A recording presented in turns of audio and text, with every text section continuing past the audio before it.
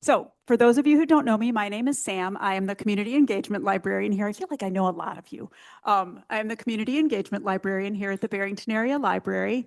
So, most of the programs that I do are for the benefit of local nonprofits or in collaboration with local nonprofits. And the League is one of my favorite groups to partner with because their information is so critical to the community. So, without further ado, I will turn things over to Carol Pedot, who is the coordinator for this program.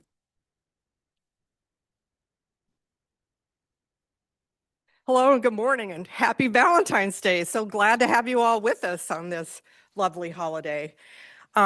Today we are having the forum for the candidates of the Illinois State 52 Democratic race. We're so happy to have the candidates with us and all of you. As Sam said, my name is Carol Pedot and I'm the co-chair of the forum with Michelle Beckemeyer in the back of the room. And we are both members of the League of Women Voters of the Palatine, Barrington, and Schaumburg areas, which also includes Inverness, Hoffman Estates, and Rolling Meadows. So we have a little bit of a district. We'd like to acknowledge the Barrington Area Library as our sponsor today. The Barrington Area Library serves about 45,000 residents across a 72 square mile district spanning 4 counties. It offers diverse cultural and educational programming and provides meeting space for more than 300 nonprofit community organizations, including events like this forum.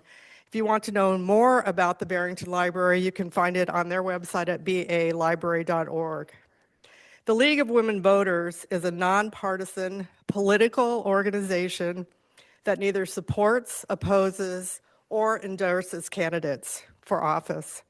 The League was founded in 1920 here in Chicago to help educate the new female voters who had just won the right to vote. The League's purpose is to promote civic responsibility through the information and active participation of all citizens. Providing this forum enables members of the community to become better informed about the issues facing the community and candidates running for office. We are very proud to offer this service to you. All sponsors of this forum are firmly committed to nonpartisanship and to providing an equal, respectful platform for every candidate, regardless of party affiliation. Before we go any further, as a way to remind ourselves why we are here and that regardless of our individual political views, we are all Americans, please rise, remove your hats, and join us in the Pledge of Allegiance. I pledge allegiance to the flag of the United States of America and to the republic for which it stands, one nation, under God, indivisible, with liberty and justice for all. Thank you. In addition to the information that Sam shared with you, I want to remind you to please turn off your cell phones and other devices that make any noise. That means silence if you prefer, but let's do that.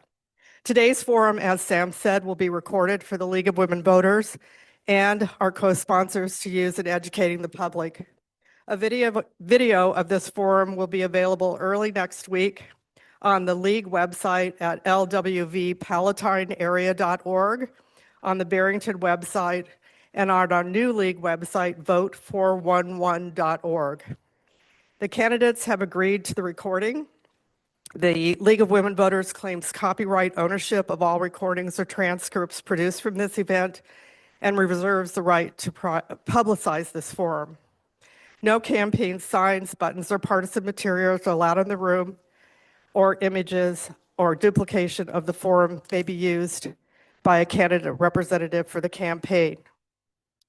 All audience members are hereby advised that their image may appear in the forum, video, or photographs, as Sam mentioned.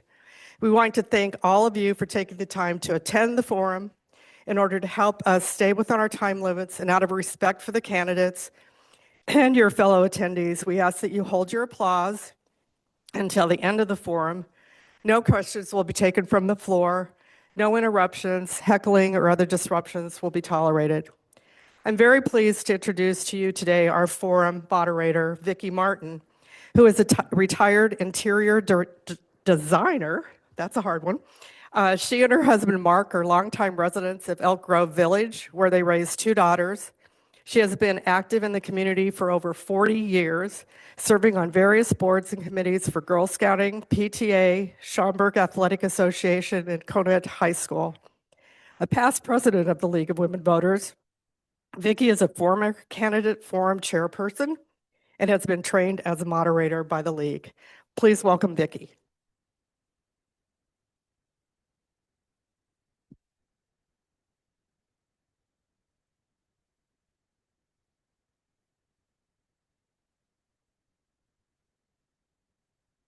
Okay, can y'all hear me? Is this good, Sam? Okay. Well, good morning. It's my pleasure to be here today to moderate this candidate forum. As we said, I'm a resident of Elk Grove, so I'm not eligible to vote in this election. So I've been asked to serve as an impartial facilitator and volunteer with the League of Women Voters. Let me take a few minutes to explain the format and the rules for the forum. Both of the candidates have agreed to abide by the ground rules provided by the League. They are as follows. The candidates have drawn numbers to determine speaking order, and I will rotate this order with each question. Each candidate will answer each question. Candidates' answers will be timed by a team of timers trained by the League. They will hold up a sign indicating how much time the speaker has left. Timers, please raise your paddles so everyone can see them. Okay, so. And thank you, timers, for your giving us your time today. Your time for timing. Each candidate will have 2 minutes for their opening statement, and then each candidate will have 1 minute to answer questions. And I can repeat the questions if necessary, ladies, so don't hesitate to ask. Candidates will be given a 30-second and 15-second warning. So please quickly complete your thoughts before you see the stop card. Time limits will be enforced out of respect for both candidates. If needed, a rebuttal may be requested. Each candidate may use a maximum of 2 rebuttals, and rebuttals will be timed and limited to 30 seconds each. Simply raise your rebuttal card if you wish to speak. These ladies have done many forums. They know the drill. They will keep me on track if I get out of order. So questions have been submitted by the audience members at the time of registration and by local civic organizations. Questions have been reviewed for clarity, appropriateness, and to avoid duplication. We've done our best to ensure that the questions are free of inherent bias, and the candidates have been asked not to interrupt one another. So today we will hear from 2 candidates hoping to represent the 52nd District in the Illinois House of Representatives. With us today and on the ballot are Maria Peterson and Erin Chanding. And I want to thank both of you ladies for your participation, and we will begin with your 2-minute opening statements. And by number draw, Maria will go first. Thank you. I'm going to take this out. I'm Maria Peterson, Democratic candidate for Illinois House District 52, and thank you to the League of Women Voters for hosting this event, and thank you to all of you for engaging in this civic event. I am a first-generation Latina.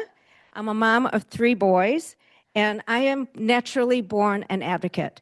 When I was in Melrose Park going to law school, I advocated for Latinos who were being discriminated against businesses in the area, and I also taught citizenship classes.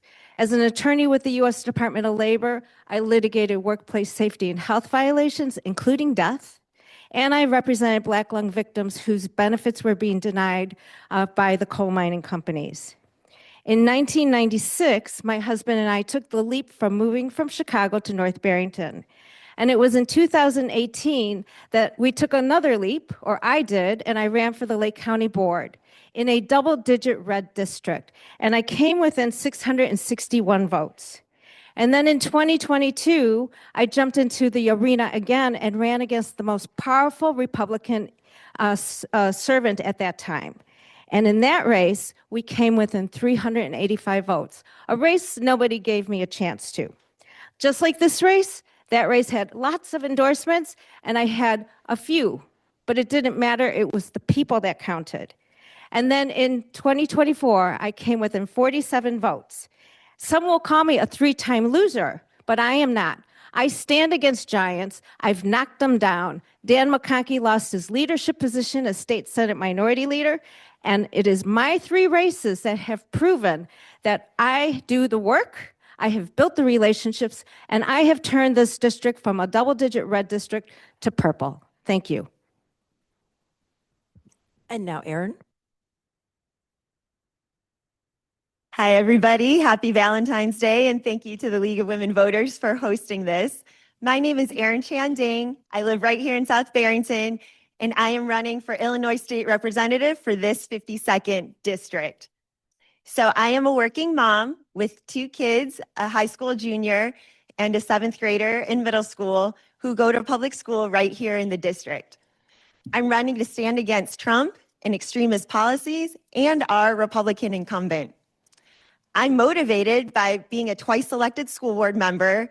I'm in my 5th year of service to this district, and I'm really proud to have implemented free full-day kindergarten for our district, to create safe spaces of belonging by voting to keep LGBTQ authored books on our shelves 3 times, and also to save our taxpayers $7.5 million at inflation's height.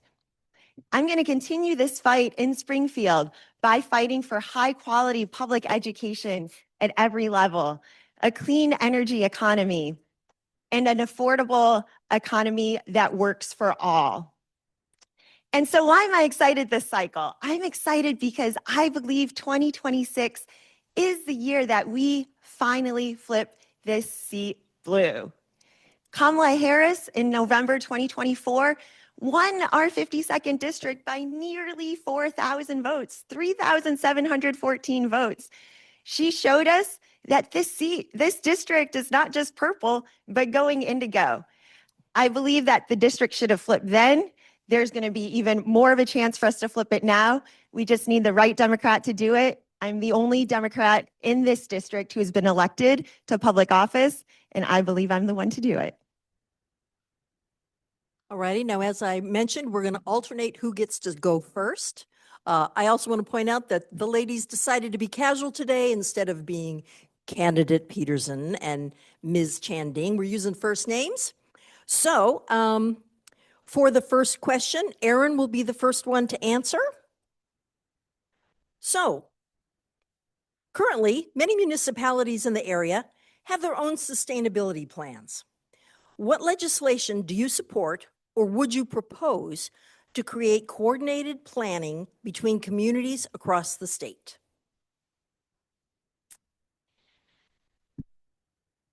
Yeah, so I do believe municipal collaboration and municipal consolidation is a way for us to streamline the way that we do things.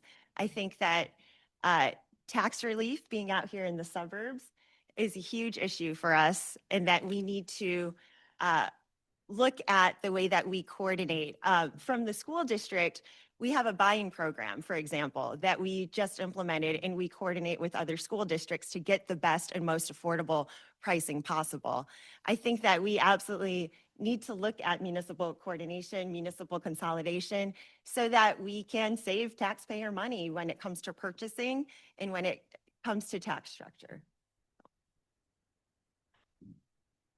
Do you need me to repeat the question? It's kind of a long one. Are you good? I got it. Okay. Good. I'm good.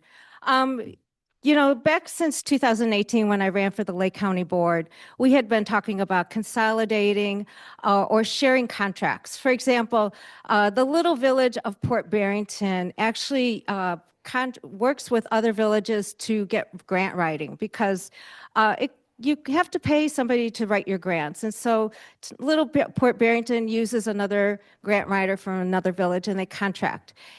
Lake Barrington, North Barrington, and another village contracts together to get Lake County Sheriff's Services. So these are ways to save taxpayers money. Also, you know, it wouldn't hurt to have our villages and townships work together in terms of sharing those highly expensive trucks that they use for plowing or for whatever construction, tree cutting. So it's happening. We just need to encourage it more. And shared services is, for the municipalities is a way to go. Okay, our next question will go to Maria. What is your position on welcoming ordinances and their role in shaping cooperation between local institutions and federal immigration enforcement agencies?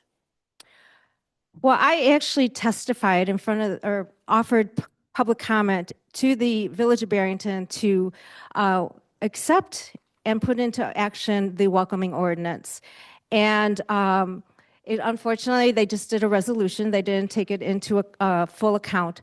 However, I think every person that lives here and is paying taxes, whether they are here undocumented or not, should feel safe. And it should be our police department, our public servants that also work alongside, because we need to build trust within the communities. You know, there's an underlying distrust of police, especially with what's happening with ICE. And so if we want to protect women from domestic violence, we need to ensure that we have a good relationship with our police department. And this starts with being honest with one another and not hiding behind supporting ICE. Just be upfront. Thank you. And Erin? So what we have been seeing with federal immigration overreach on our streets, on the streets of Minneapolis, on the streets of cities across America, American citizens being shot and killed for standing up and protesting is an absolute travesty. This is an outrage, and a lot of this is unconstitutional, and we need to stand up against it. I embrace welcoming ordinances because people should feel safe to call police officers if they have an issue. They should feel safe to be able to go to school. We have laws that allow children to go to school regardless of status. And so people here legally on temporary protected status, on asylum, should feel safe and that they should reach out. And there are so many things that we should do on the state level, like ban facial concealment, so that we can stand up to the recklessness of federal immigration enforcement overreach. All righty, thank you. Our next question. What type of election reforms, such as redistricting, open primaries, or ranked choice voting, would you support in Illinois, if any, and why or why not? And Erin will begin.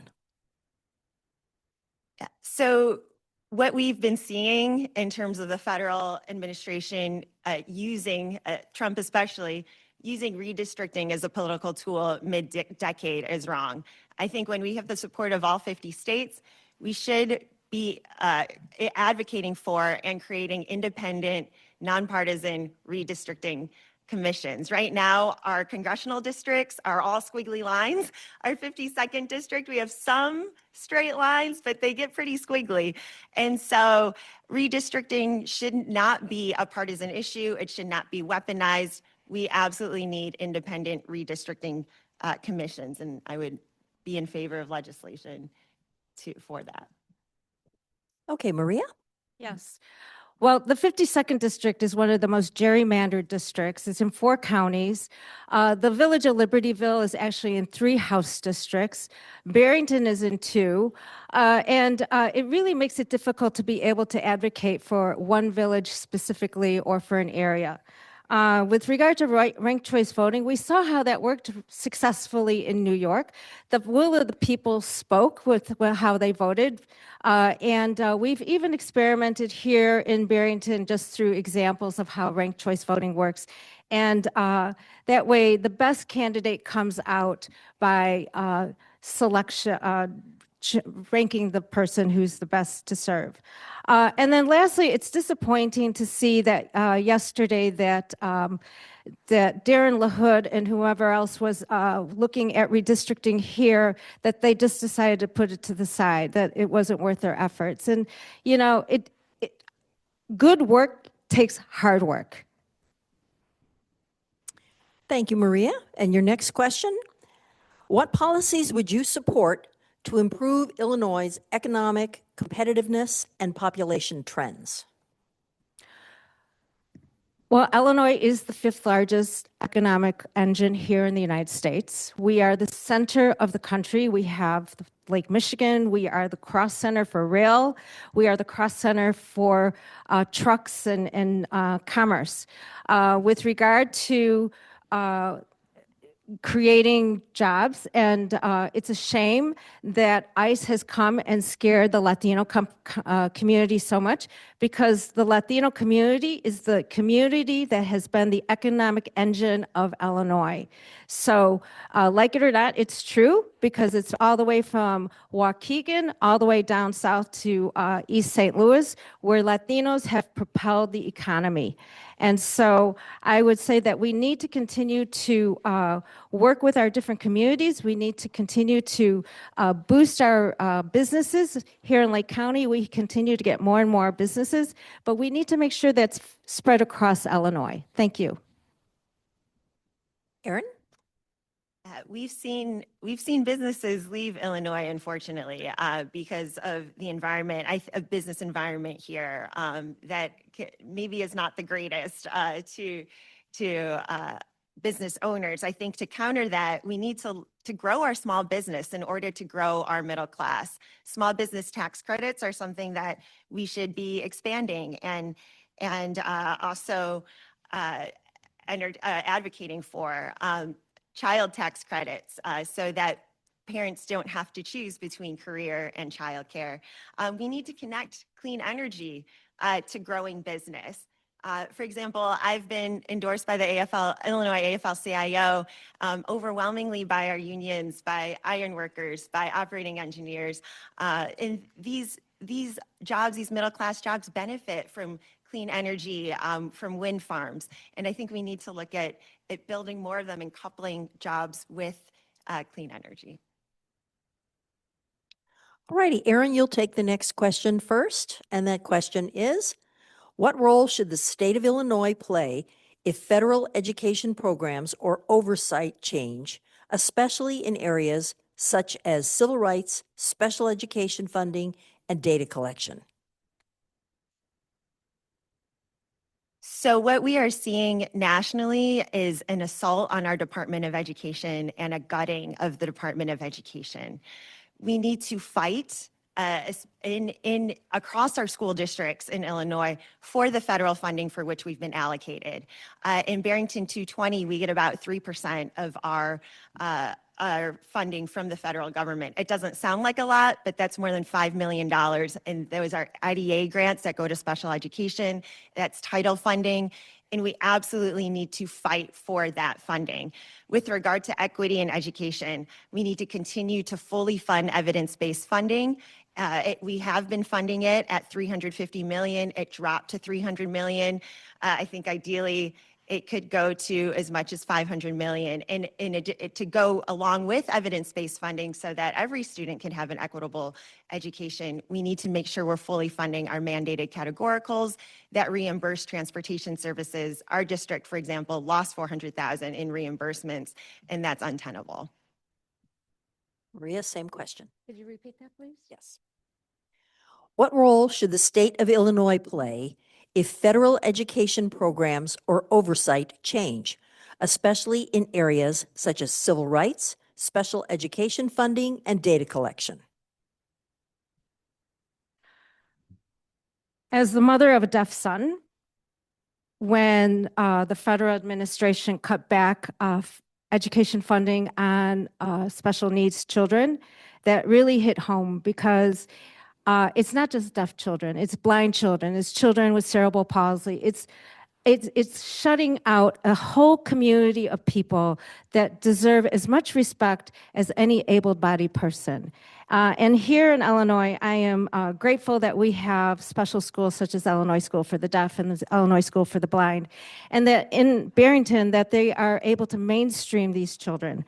But so discounting disabled rights is also a violation of civil rights. It's a violation of DEI. And it discounts the entire data collection of the special needs of people, because not everybody learns visually, not everybody learns auditorily. Everybody learns in their own method, and we need to account for that. Thank you. Okay, then our next question will start with Maria again. What options are you considering to make healthcare more accessible and affordable here in Illinois? Well, first, I have to say I'm excited that the state of Illinois is going to pass, or the governor may be signing soon, that mental health is actually going to be treated the same way as physical health through a bill. Because if you are not well mentally, your physical body is going to be affected, and vice versa. If you are not feeling well physically, you are going to be in a depressed state. So we are making strides in ensuring that healthcare and mental health care are going to be together finally. Secondly, we have health insurance rates have gone up. At the doors, I cannot tell you how many people are afraid of losing their health care. That Medicaid premiums have gone up, they've skyrocketed. And for fixed income individuals, it's very difficult. So we need to find a way to really lean on these healthcare companies. Blue Cross Blue Shield here in Illinois is a huge profit maker, and they're making their profits off of us. Thank you. Erin, same question. Could you repeat that, please? What options are you considering to make healthcare more accessible and affordable here in Illinois? As I mentioned, I'm a small business owner who buys my own family's health insurance. So I firsthand have seen the costs of Trump's assault on healthcare and soaring healthcare premiums because of that. So this is a personal fight for me. I'm a big advocate for fully funding Health Choice Illinois, our state Medicaid program. I do believe that we need to give the Illinois Department of Insurance, IDOI, the power to cap unjustified rate hikes. The insurance companies need more regulation, and we've seen premiums go up without explanation, partly due as well to this big ugly bill, HR 1, that passed federally last summer. And so I'm an advocate for making sure that we cap some of these soaring rates and fully fund Health Choice Illinois. Well, we're about halfway through our questions. Hard to believe. So our next question will begin with Erin. How should the United States balance border security, immigration policy, and humanitarian responsibilities as it impacts Illinois? So ICE in its current form has lost credibility. I do believe that we need to get rid of what we currently have. Obviously, enforcement is still necessary. And so we need to have an immigration enforcement that is compassionate and enforcing it we need to get rid of what we have right now. We need to abolish what we have right now in its current form and restructure it completely. This is not just a federal issue. This is not just in Lincoln Park or the South Side.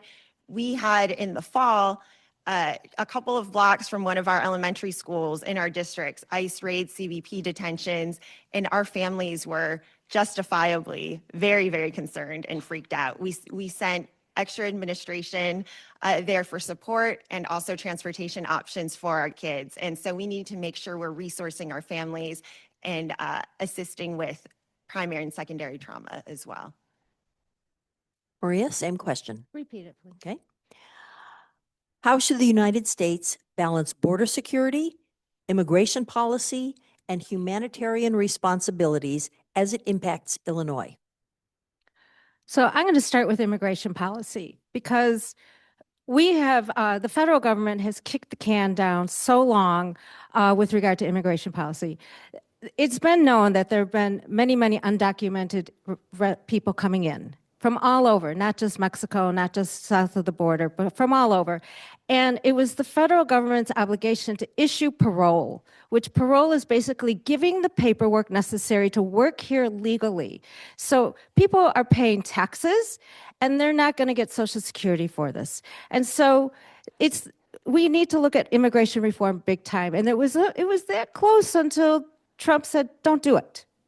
And then with regard to U.S. border security, Well, there was security, but now with the new administration and them being super discriminatory against any people that are brown or doesn't look like them, then they just take advantage. They disappear people. They're killing people now. It's just gone overboard, and ICE needs to be dismantled and if we're going to have another ICE, then it needs to be structured in a way that it's safe for people, but yet doing the job it was supposed to do, which is take the ardent criminals out of the United States. Thank you. Okay, now Maria, you will answer the next question first. What is your assessment of the causes of gun violence, and what role, if any, should legislation play in addressing them? Thank you. Well, as a founding member of the Moms Demand Action group here in Barrington, actually in this room, we have been very strong. We are the second state in the nation with the strongest gun violence prevention laws. However, because we are surrounded by red states, Indiana, Wisconsin, Missouri, Iowa, that have loose gun control laws, that guns flow in and out of our state easily. And while we have measures such as FOID cards, and we put pressure on our state police to investigate, there are still crimes occurring because the owners, the original owners of these guns, if they sell them off market, they're not reporting to the state police that, hey, I just sold my gun, here's the serial number. That person that they sold it to doesn't get the background check. So we're always playing catch up with gun violence. Thankfully, we still work hard and we're not giving up, and we will not give up. Thank you. Same question, Erin? Yes, I'm also proud to have been endorsed by GPAC because they know that I will be an advocate against gun violence and for common sense gun safety laws. I do believe that we in Illinois have passed some legislation, and we need to make sure that we normalize and make people aware of this legislation. For example, safe gun storage, it just went into effect at the beginning of this year. It mandates that ammunition and firearms are stored in different places. It raises the age from 14 to 18 in homes where we need safe gun storage. So we need our police departments working with our school districts to normalize conversations when children go over to other houses where there might be firearms to make sure they're stored safely. Finally, I would be a proponent of the Rifle Act, which is currently in the General Assembly and being considered. This would hold gun manufacturers responsible for their weapons causing harm and injury by creating a victim and survivors fund. Okay, thank you, Erin. So you will now start with question 9. What measures can Illinois take to ensure equal access to education, housing, employment, healthcare, and civic participation for people of all backgrounds?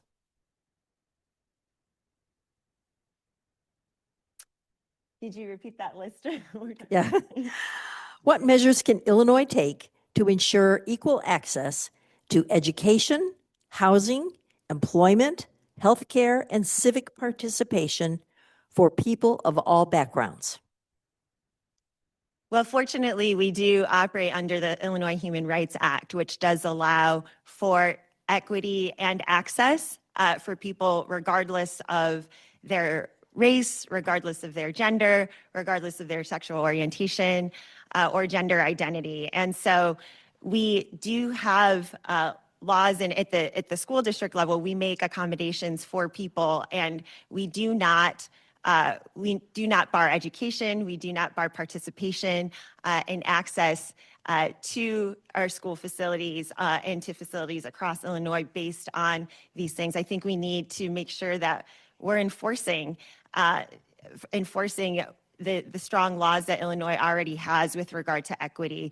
Equity means that all of us have the opportunity, whether we're starting from behind or from before. It's not to force the same outcomes. It's to make sure that we have an environment and we build an environment in which every Illinoisan can thrive. Maria? I've got that long question. I think this comes down to affordability. At the doors, I hear since 2018, I have heard pleadings, begging for people to get real estate tax relief, and we have not done anything yet. Last cycle in 2024, 60% of the voters voted that they wanted real estate tax relief through the millionaire's tax, which would be a 3% surcharge on those earning $1 million or more. That would make $4.5 billion available, and that would help with not only with housing affordability, because people cannot buy houses today, not because of the mortgage rates, but because what the costs are to maintain a house, and part of that is real estate taxes. This would also allow for civic engagement, because people would have money then to be able to go out and socialize with other folks. And then with regard to us, I think that was it. Thank you. It's quite a list, covers everything. It does. All right, Maria, share with us now, what is your strategy for winning the general election in this district? You know, I am involved in a lot. I take it upon myself to learn and participate in many things. I am not only a Moms Demand Action member, I sit as vice chair of the Lake County Zoning Board of Appeals. So I participate as a land steward, as well as helping housing with, we work together as a board, because when you are a board member, you don't act as one. You don't say, I did this. We decide together for accessory dwelling units. We decide together to save particular pieces of land to say that to prevent it from becoming a dumping ground. I'm also a member of the Sierra Club. I've been a member of Sierra Club since 1990, working to ensure that we protect our air and water, especially now since the federal government just decided to take off regulations for greenhouse gases. So I am involved in a lot. And I don't pretend to know everything, but I am always willing to learn, and I am always willing to listen. Thank you. And so now, Erin, share with us your strategy for winning the general election. So I'm proud and grateful to have had 5 years of elected experience on our school board, which covers 72 square miles across the district and serves more than about 8,000 students and families who speak 72 languages. And so as part of the school board, we've implemented a $147 million referendum. We've balanced several years of balanced budgets. We've continued our AAA bond rating for nearly 2 decades. And so as an elected official, I've been doing all of these things and engaging with our students and families across the district. And that engagement is part of the strategy for winning. It's knocking on doors, it's listening to stories, it's building relationships. You can't win a campaign and you can't govern unless you build relationships and build trust and build a foundation in which people want to work with you and co-sponsor legislation with you. So a lot of this is about trust, relationship building, voter contact, calling, knocking on doors, writing letters, and writing postcards and generating momentum to flip this seat. Thank you, ladies. Our next question is, what strategies do you support to strengthen democracy at the community level? And we will start with Erin. So civic engagement, starting from when children are young, so that they get involved and they know the importance of voting. My dad, who's in this room, took me ever since I was a kindergartner with him to vote. And when we had those punch cards, I would punch my ballot for Abraham Lincoln and for like Mick Jagger, right? All that. And I think that's so important that we bring our children to the polling booths with us. I was able to talk with some Cub Scouts about democracy, and they had great questions like what's a plurality versus a majority. And so we should be engaging with our children in these things. I went to a fantastic campaign fair that Stevenson put on, that I hope that we get to put something like that on at Barrington High School, in which students came in and asked Republicans, Democrats, independents, all kinds of questions about why we're running, what we stand for. And so I think we need to continue to engage kids all the way up to adults in the civic process. And now, Maria. Thank you. Well, actually, I had the pleasure of being with our middle son, our deaf son in Minneapolis with our grandchildren, and we did the No Kings Walk there so that they start to get a flavor of what it is to be an advocate. I also want to congratulate the people in Barrington Hills who actually got together and defeated any possibility of a data center coming into Barrington Hills. You know, it's the people's will that rules. And when people get together and they protest peacefully, they speak louder than a piece of legislation does. And it moves faster than a piece of legislation. So I'm all in favor of civic engagement in that way, starting from the time you're an infant. I think there were so many babies at that No Kings rally that they must have felt the positive energy there. And you know, from the moment you are born to the day you die, you're going to be taxed, so you might as well get involved. Okay, our next question again, we'll start with Maria. What is your position on Illinois participating in a federal education tax credit program that provides credits for donations to scholarship granting organizations? No. The answer is no.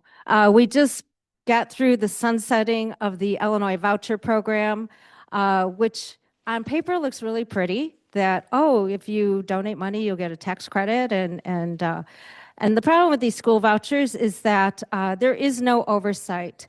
You know, as I mentioned, that I am the mother of a deaf son. These schools that take voucher programs, private schools, they can discriminate. They can decide that, oh, if you're the child of an LGBTQ couple, we don't have to take you in. We don't have to be ADA compliant. Oh, you want to learn this language? No, we don't have that. So public tax dollars are meant for public use. It's a violation of the Constitution and the separation of powers. Thank you. Aaron, Could you repeat the question? what is your position on Illinois participating in a federal education tax credit program that provides credits for donations to scholarship granting organizations? So my children have been in public school from the time that they were in kindergarten. I'm a school board member. I'm a huge advocate for public education. I believe that public dollars belong in public schools. 80% of our public schools in Illinois are already underfunded, and I believe that we need to invest in our public schools. That said, I grew up in private education. My parents chose to send me to Christian schools, and then I went to Northwestern, go Wildcats, for college. And they paid 100% of the tuition while paying and supporting our public education. I think it's every parent's prerogative and a family's choice to decide where they send their kids to school. But if they send their kids to private school, they agree to pay that tuition themselves. And so bottom line, public dollars need to stay in public education.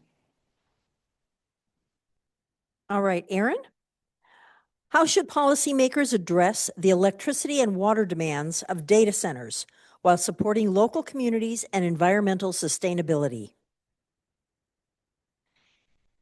So yeah, data centers right now are obviously a huge issue, an electric issue, no pun intended. And we've heard communities speak out against their implementation because of some of the environmental costs. At the same time, I think that we need to take a common sense approach. You know, our public, our children, they are already hooked on AI and artificial intelligence. Data centers are going to be built. And if they're not going to be built in Illinois, they're going to be built in other states. And so data centers have addressed, they are a huge water suck. But this problem has begun to be addressed through the use of gray water. I also think that data centers provide huge property tax relief potentially. So I think we need to consider that as well. And again, I've been endorsed by the AFL-CIO, which includes iron workers and operating engineers, and these are hundreds of thousands of jobs. Oh, one last thing, we need to demand that data centers generate their own energy. So if they're going to be taking from the grid, they also need to be putting back into the grid. And now Maria. Thank you. So I look at data centers like I look at solar farms. At the Lake County Zoning Board of Appeals, we have very strict rules that the state has put together, and then the Lake County Code also has rules where solar farms have to, if they're going to close down, they have to return the property, the farmland, whatever it is that they're building on, to restore it the way it was.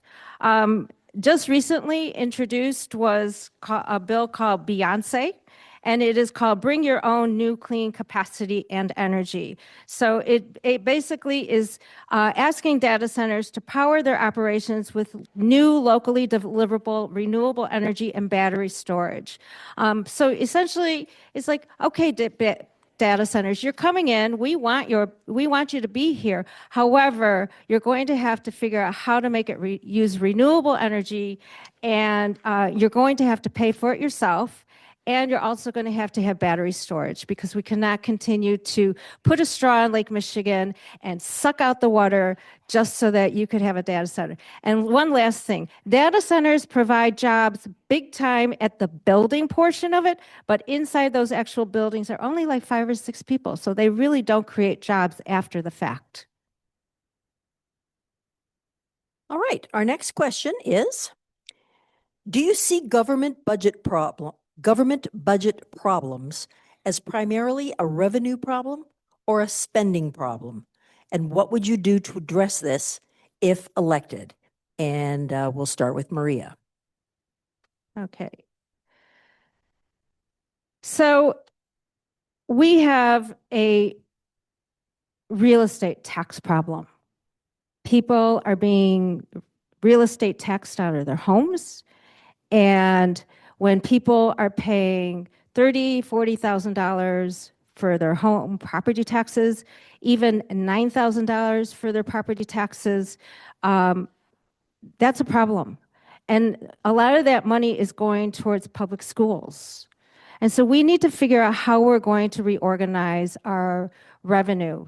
We're bringing money in, but we're bringing it in and we're not using it the right way. So having a real estate property tax relief through an amendment that Governor Quinn is asking the state legislature to put onto the amendment.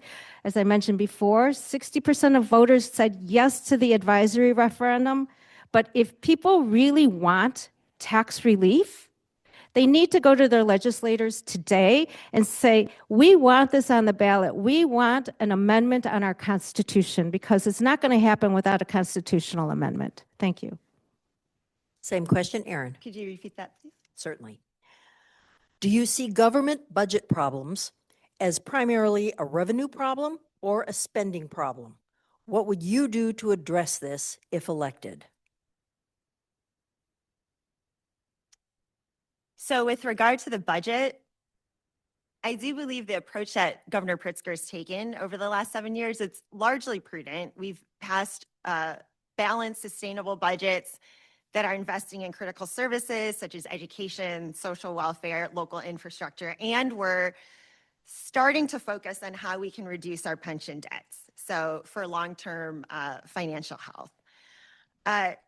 Independent agencies have agreed, and our credit upgrades, we've earned 10 credit upgrades. So we can't go back to the Ronner and Madigan era where we went budget-wise nearly 3 years without a budget because of leaders' inability to work together. So with regard to budget process, I want a process with regard to revenue and spending that's transparent and collaborative from the very beginning and grounded in public input and focused on outcomes. When we come up with referenda, we are, for the school district, we are absolutely adamant about feedback and framing and getting community input.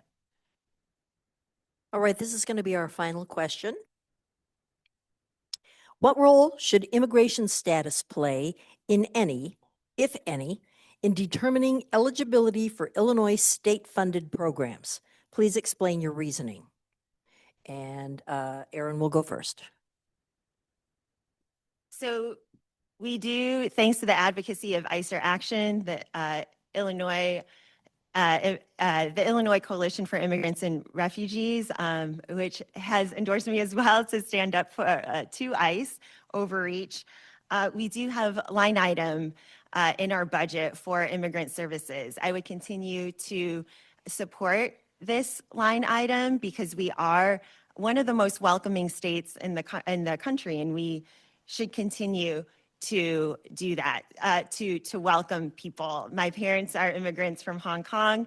They came here because of the because of the passage of the National Immigration Act in 1965, and I'm a beneficiary of that. And so we need to continue to welcome immigrants. We need to continue to educate immigrants regardless of status as required by federal law.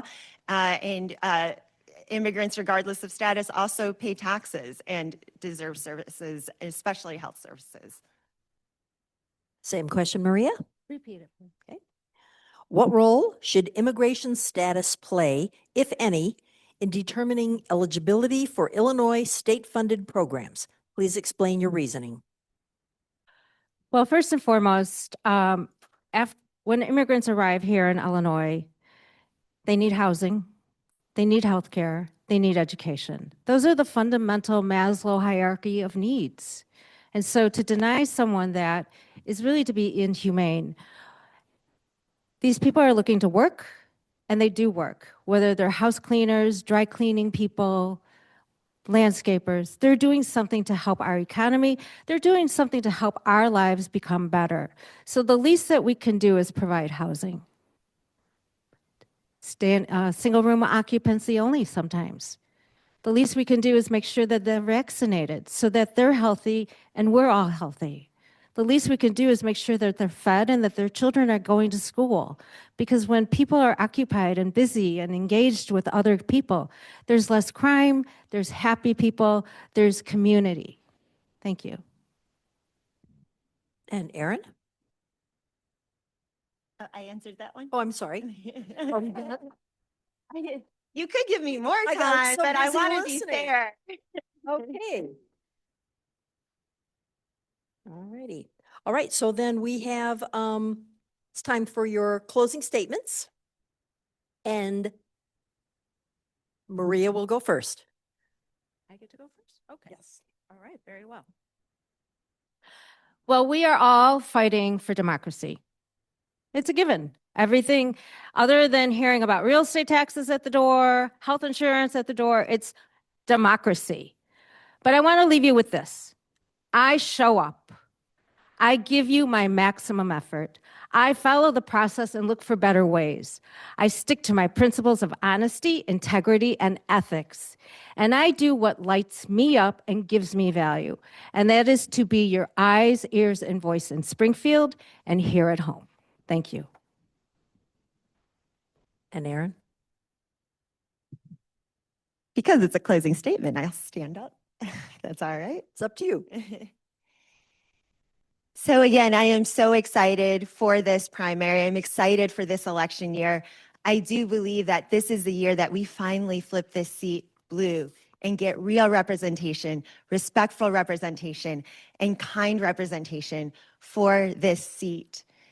Trusted organizations that Democrats lean on, such as the Illinois AFL-CIO, both of our major teachers unions, our nurses, our immigration coalitions, our iron workers, our operating engineers, they've endorsed me because they trust that I can build those relationships, I can connect with people, and that I can win this seat.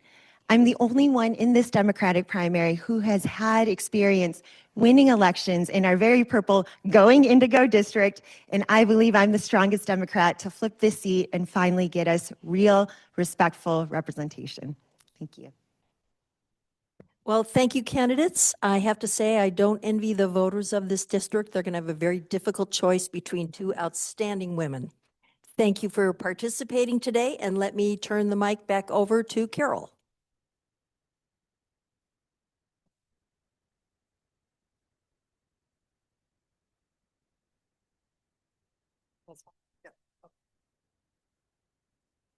See which one I use. Okay. Thank you, candidates. Great forum. We appreciate that.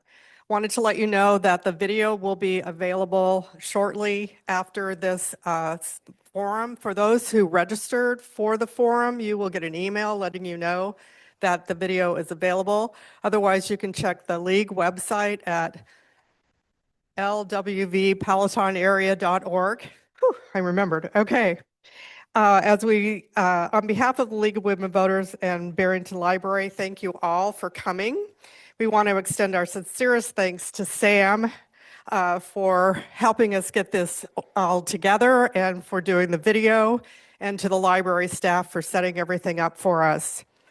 Please remember that there is a change in the post office, how you send in your absentee ballots. So if you need information on that, we have it back at the tables. They're saying to be sure to mail your absentee ballots by March 10th in order for them to be valid. Other ways that you can register to vote is Vote 411, which we have more information back here.